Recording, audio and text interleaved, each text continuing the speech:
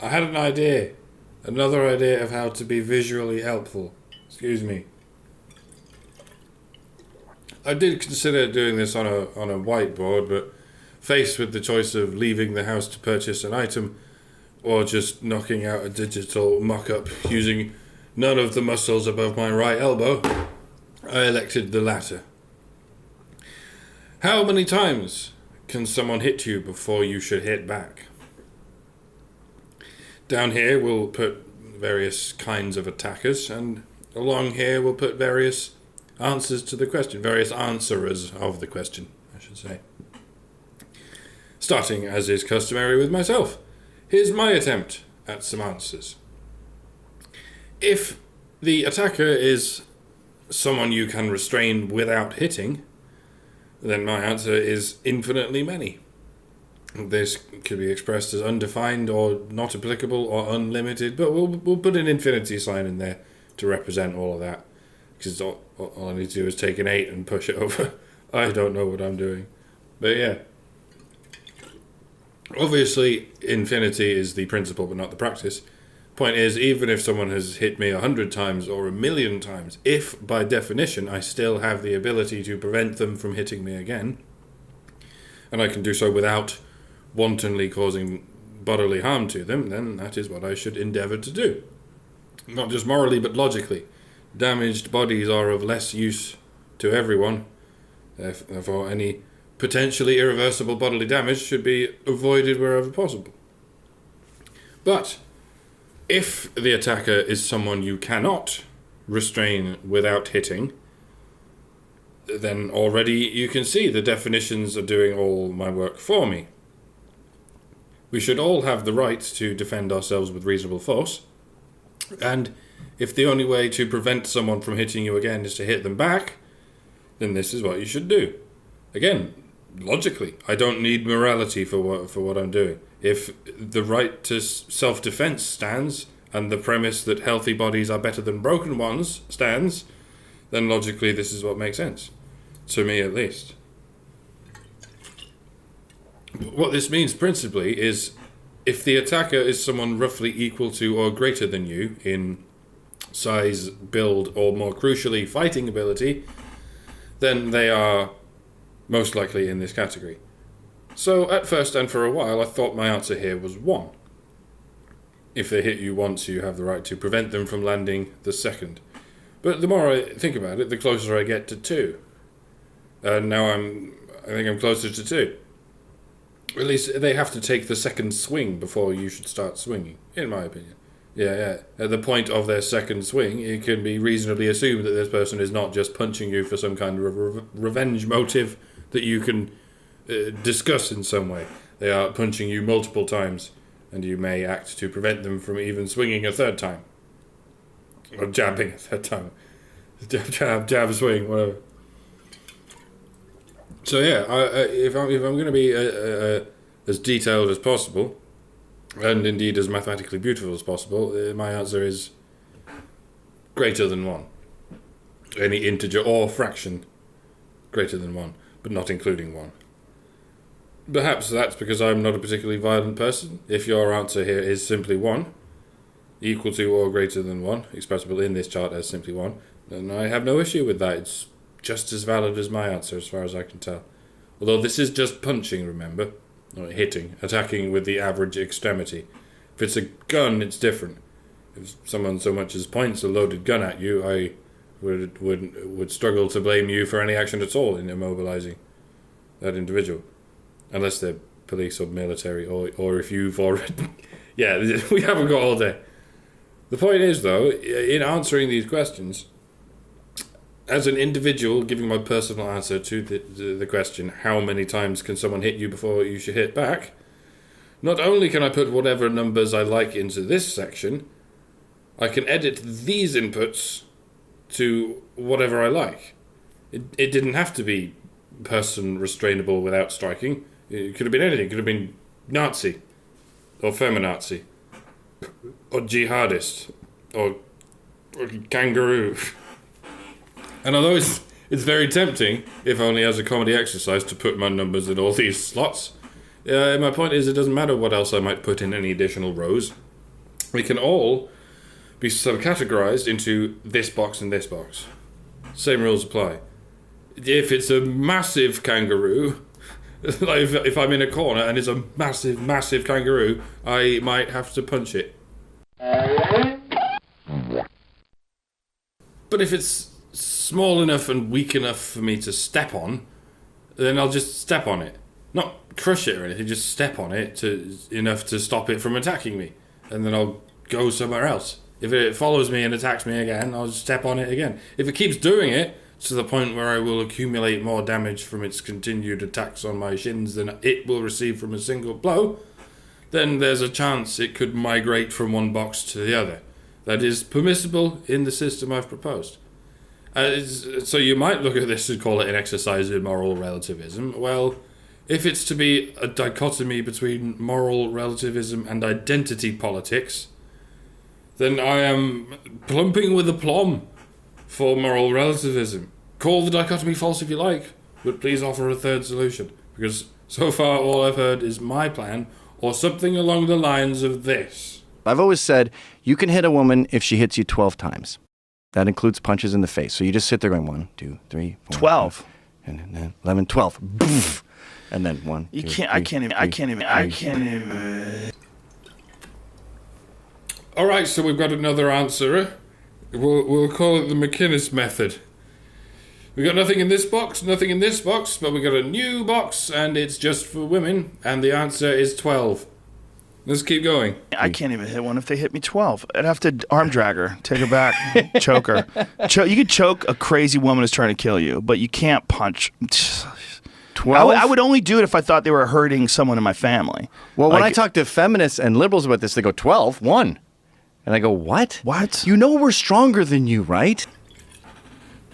All right, a couple more columns to add to the answerers. Apparently feminists and liberals are together in one box, and their answer here is 1. Joe Rogan's answer is never. Effectively, infinitely many. The same answer I gave to this box. It did offer some relativism. He's going retributive rather than consequential, and that's a whole other barrel of kettles. Okay, so a woman who I thought was hurting someone in my family, finite but indeterminate, possibly confirmed as 12. So it's difficult to pin down exactly what it was, but you know what it wasn't? 1. It was infinitely many, with a sort of floating exception in cases of extreme revenge, or preemptive strike, or something. It sure as fuck wasn't 1, because he agreed with you instantaneously that 1 is an unpalatable answer. And I go, what? What? What do you think Joe Rogan is, Gavin? He's not a conservative now, is he? Compared with the average Californian, he may well seem right of centre, but let's not beat around a bush of split hairs. He's a liberal. He's a road comic and a stoner. He doesn't care about borders and sexual modesty. He cares about magic mushrooms and dick jokes. That's why I like Joe. I agree with him about quite a lot of things. Except for a few counterintuitive things about gender, which I can hardly blame him for, since I only came to explore them later in life myself. Most, artistic/expressive types, including myself, are in a similar place on the political compass, I should imagine. Just left of centre, and trying our damnedest to swim towards the centre rather than drift away from it in the deadly undertow that caught so many of our friends. But yeah, Gavin, you were in the process of speaking to a liberal when he said this. You could choke a crazy woman who's trying to kill you, but you can't punch.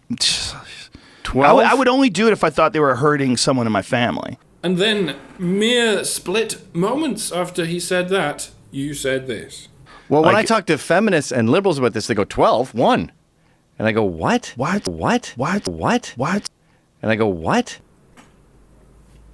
The only sample we have to go by is the one right under your nose, and it's giving us a contradictory result. So I think we'll have to take steps to tidy this chart up now. Liberals and feminists, in Gavin's imagination. 1. Liberals and feminists in reality is a different column. And yes, I'm going to speak for liberals and feminists in reality. As a matter of fact, I'm going to speak for liberals and feminists and conservatives and traditionalists and every fucker in between in reality when I say the answer to the woman box is a median average of infinitely many. Never hit a girl. Let us make no pretense that this is just a partisan affectation. The world's most staunch conservatives and the world's most bleeding heart liberals will agree with each other in lockstep about this particular subcategory of pacifism. It is never okay to hit a woman. You are more likely than not to believe this, or at least to proclaim it, no matter where you fall on the political spectrum. What's incongruent about this to me is the other thing they also agree on in lockstep. Necessarily, if they agree on the other thing. And it's the row below that.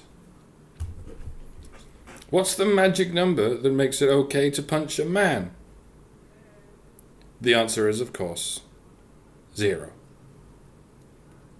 It is perfectly okay to punch a man, even if he has punched no one in his life, but has, for instance, had the misfortune of being accused of paedophilia or rape of anyone's family, let alone your own. Don't pretend liberals didn't do nothing, and don't pretend conservatives didn't do nothing. You are exactly as bad as each other on this matter. If you can simply establish, like I did, that it's not okay to hit someone who can be restrained without malicious force, in other words, someone who is insurmountably weaker than you, then why do you need to say it's not okay to hit a woman, when the key property is already perfectly establishable? I'll tell you why. Because the sentiment, it's not okay to hit a woman, is the virtue-signalling translation of the sentiment, it is okay to hit a man. And the sentiment, it's not okay to hit a girl, is the virtue-signalling translation of the sentiment, it is okay to hit a boy. Why else would you feel the need to say that? To say never hit a girl, rather than just say never hit anyone who is insurmountably weaker than you. Because then you wouldn't have the option, the moral permission, to beat the shit out of a man insurmountably weaker than you if you feel like it. Or a boy. Incidentally, this all fits the criteria for what is called systematic institutional discrimination. On a scale I don't think can even be outmatched. I don't hear anyone anywhere on the compass, left, right, top, bottom, extreme, or moderate, doing a ghost of a dog shit to even address this issue.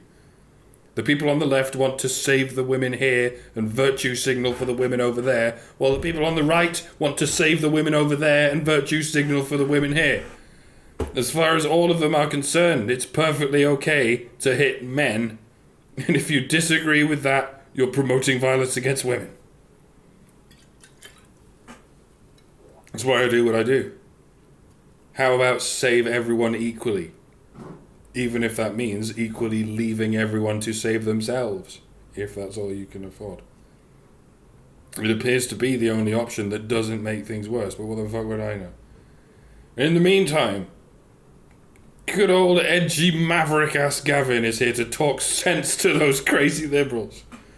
If someone's insurmountably weaker than you, you don't punch them in the face just because they punched you once. If someone's insurmountably weaker than you, just close your eyes, count to 12, and then punch them in the face. So what's the number for a child, Gavin? What's the number for a toddler? For most people, it's another infinity sign. For the liberals in Gavin's head, we'll go with 1. Why not? We're making shit up, so in for a penny, in for a $3 bill. And for Gavin, what are we going with? 24? 64? 1080? If a baby starts flailing at you, do you do the sensible, decent, benevolent thing and sit there counting to 1,080 and then wallop? Clenched fist right between the eyes. And then you just sit back and count out another 1,000. Oh, that seems to have stopped. But at least I don't just punch my baby right away like those nutjob liberals who I swear I talk to when I'm not talking to the liberals like this guy who is telling me just now that he would never punch a baby. Look, I like you, Gavin. You're a funny motherfucker sometimes. For real. But, and I have no doubt that the work you do and Rebel Media is very important. And I can tell when what you're doing is a joke. But sometimes I can tell if it's serious. Or maybe it's just a joke that petrified into a state of seriousness because more people have fallen for it as the truth and have challenged you on it. So I'm going to challenge you on it. And have some fun while I do it. I feel like I could beat them up. There's a lot who would fuck you up. I feel like I couldn't beat up Ronda Rousey, but I feel like I could beat up the base. Oh, shit, Gavin. I'm afraid they're all women. I'm going to have to take your first answer, and it says here 12. That means if Ronda Rousey or any other female MMA fighter punches you once, you have to close your eyes and stand there going, ha ha, the joke's on you. I'll get my own back after another 11 of these. No, a lot of them would fuck you up. featherweights. Most of them would fuck you up. In practice, Gavin, you use that same chart as me. You just have these two boxes. A woman, or even a child, who is, for whatever reason, as strong and capable as you, or more, will be subject to the punching treatment in the event of a fight. But a man, or a child, who for whatever reason is incapable of even throwing a proper punch, will be the benefactor of your pity and your mercy. You will restrain them so you don't have to punch them. Because you're a generally compassionate person with a reasonable sense of relativistic problem solving. But when you're talking in public, all that changes. And for the sake of scoring political points against your opponents, you pretend you operate by this wacky arm of the chart where you lie about what your opponents believe and you even lie about what you believe. 12 my arse, Gavin. You've never done that. You've never stood there and mindfully taken 12 punches to the face from anyone without just restraining them. You are making this shit up in an edgelord attempt to make yourself seem outlandishly rational. And you failed horribly. Because what you said, Gavin, made you sound like an unhinged James Bond villain with OCD. Bam! Bam! Bam! Tell me sorry, Your Majesty. Had to do that or my family would die. And this is why the right is more has a more benevolent society than the left. And I've noticed this with girls. I've always said, you can hit a woman if she hits you 12 times. That really was what you said? Just before you said that other shit. You nominally said you're representing the right and its benevolence. And your evidence for this is that you count to 12 before punching a bitch out. And this is why the right is more has a more benevolent society than the left. So just for fun, and indeed to test this model, this chart that we're applying, we need to take a confirmed domestic abuser. Not just an alleged one, but a confessed one. So we'll go with Chris Brown. What do you think will be Chris Brown's answer? Oh, that's 0, right? Oh, he's a wife beater. He'll beat his woman for nothing. I mean, it's possible that she hit him first, so maybe his number is 1. But hey, if what Rihanna did was pummel at him 12 times, then all he was doing was following the McInnes method. Is this okay? Is this okay? You were a feminist, and let's be clear about that. You were a feminist at one point in your life. Would you define yourself as a feminist? I still would in many ways. I see them as magical sentient beings. They're wizards. A satellite of people that are just magical, like some people are special. They're wizards. Are you special? Are you magic? Are you blessed? They're wizards. They're magic. They're very special. They're the Da Vinci Code. It's children of Jesus. They're wizards. Magical sentient beings. A satellite of people that are just magic, like they're wizards. And these guys are magic. They're wizards. They can make a fucking person come out of their cunt. And to say they're dudes is to trivialize it. It's like... And to say they're dudes is not admitting that some people are special. And that's what I was getting at earlier with the Western culture thing. Some cultures are better. Some are more advanced.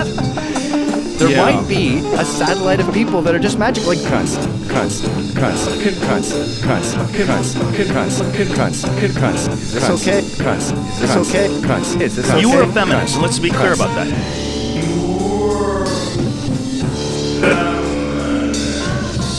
Well, when I talk to feminists, magical, sentient, special, blessed, magical, sentient wizards, children of Jesus.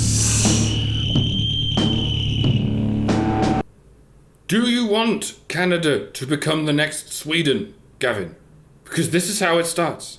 It starts with women are magic and men are not. It takes an inevitable detour through men are toxic and women are not. And it finishes with, it's not Islam that's making these men rape. I mean, men are toxic and women are magic. What do you expect? And needless to say, the magic people should not be held accountable for their magic powers, but the toxic people are responsible for their own toxicity. Knock it off, Gavin.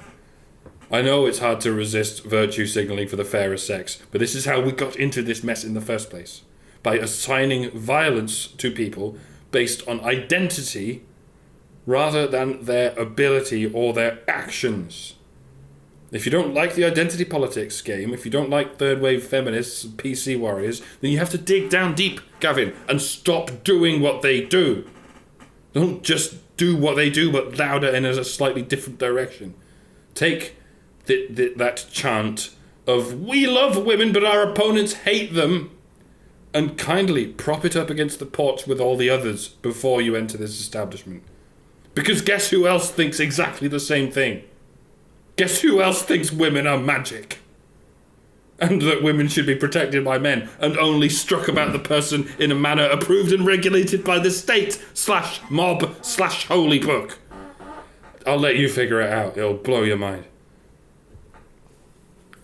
Don't just hide the red pill under your tongue, Gavin. Swallow it! That's what we call it. Once again, we are faced with the conundrum. Are you fucking serious, Gavin? Are you? Are you sure? Are you going to reach over and pull out that satire card you've been palming for another special occasion such as this?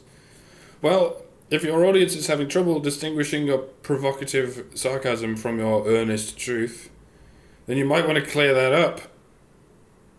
Unless you want to establish a track record of anti-establishment provocateurs who shot themselves in the foot on the Rogan podcast. The air in that place must be caked in weed smoke, man. It's like a chamber of truth.